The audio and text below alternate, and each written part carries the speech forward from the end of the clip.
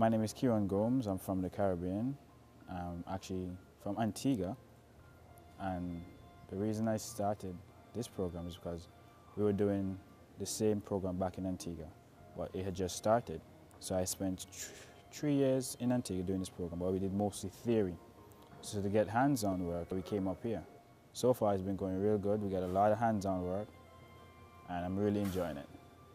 It's actually pretty good because not only can I work back home or work here, I can work other places where I can go to Florida, America. It doesn't really matter because the license you get, it's not fixed to Canada. You can go to other places and work.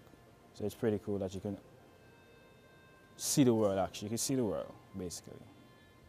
I got an offer in Halifax actually, but I haven't gone through it yet because he said finish school and then talk to him. So I'm gonna see how that goes. Pretty excited, pretty excited.